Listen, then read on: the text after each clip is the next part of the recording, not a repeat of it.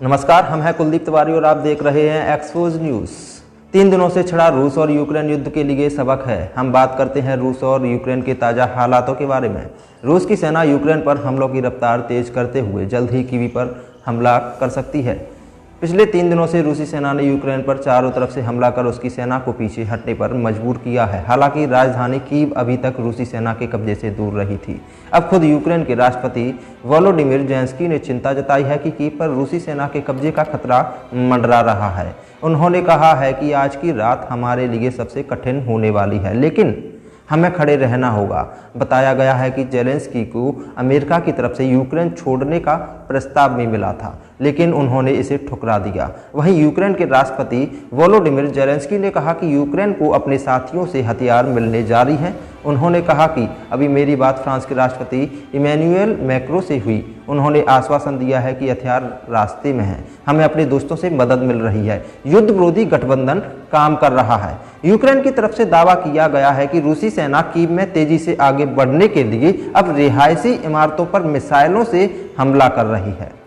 राष्ट्रपति Volodymyr Zelensky को press service की तरफ से जो वीडियो जारी किया गया उसमें साफ है कि रूस की एक मिसाइल कीव के एक अपार्टमेंट तक घुस गई और इससे बाहरी कमरे को भी नुकसान पहुंचा है। हालांकि बमबारी में कितनों की मौत हुई इसका अभी कोई आंकड़ा सामने नहीं आया है। विदेश राज्य मंत्री मीनाक्षी लेखी ने यूक्रेन के भारतीय छात्रों को निकाले जाने की कोशिशों का ब्यौरा दिया है। उन्होंने कहा कि 4000 से ज़्यादा लोग वापस आ गए हैं, लेकिन कुछ लोग अभी भी वहां फंसे हुए हैं। भारत अपने नागरिकों की सुरक्षा के प्रति प्रतिबद्ध और हम लोगों को वहां से निकालने के लिए प्रयास कर रहे हैं। यूक्रेन का एयर स्पेस बंद है, इसलिए हम भूमि मार्गों का उपयोग कर रहे हैं। यूक्रेन के फंसे छात्र रोमानिया के बुखारेस्ट एयरपोर्ट पर पहुंच चुके हैं। रूस की ओर से यूक्रेन पर जारी हमलों के बीच भारत सरकार ने ऐलान किया है कि वह अपने नागरिकों को बुखारेस्ट के जरिए निकालेगा। अब एयर इंडिया का विमान रूस की सीमा तक पहुंचने वाले भारतीयों को लेकर जल्द उड़ान भरेगा।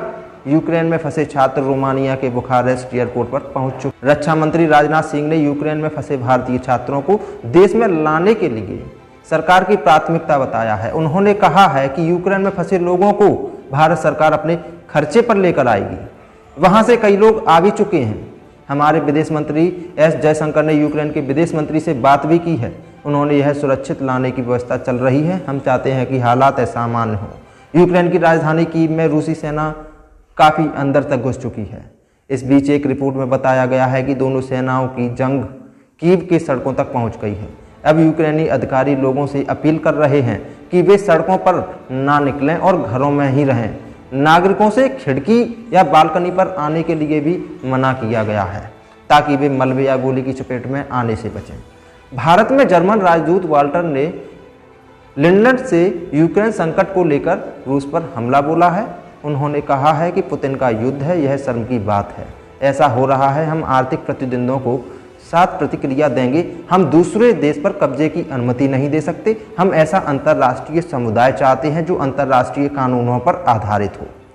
सोशल मीडिया कंपनी मेटा ने ऐलान किया है कि उसके किसी भी प्लेटफॉर्म पर अब रूस की सरकारी मीडिया के एडवर्टाइजमेंट नहीं देखेंगे।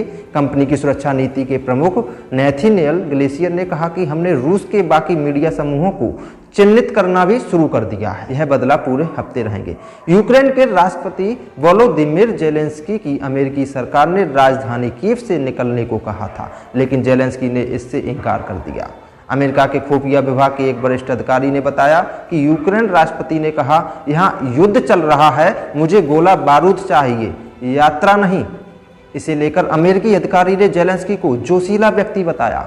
रूसी सेना के कीव की तरफ बढ़ते हुए रोकने को यूक्रेन की सांसद कीरा रुड़की ने बंदूक उठा ली है। उन्होंने एक ट्वीट में लिखा, मैंने कलाशनिकोव चलाना सीख लिया है और हथियार उठाने के लिए तैयार हूँ। कभी सोचा भी नहीं था कि ऐसा भी दिन आएगा। हमारी महिलाएं देश को बचाने के लिए पुरुषों की तरह आगे आएंगी। संयुक्त राष्ट्र सुरक्षा परिषद में भारत और चीन को रूस के खिलाफ निंदा प्रस्ताव मतदान में हिस्सा नहीं लिया। प्रारूप प्रस्ताव में यूक्रेन पर रूस के हमलों की निंदा की गई। इसमें रूप से कहा गया कि वह बिना शर्त तत्काल पूर्ण रूप से यूक्रेन छोड़े। भारत ने इस प्रस्ताव पर मतदान में हिस्सा नहीं लिया, लेकिन बयान जारी कर यूक्रेन में जारी हिंसा पर अफसोस जताते हुए उसे रोकने का आह्वान कर दिया।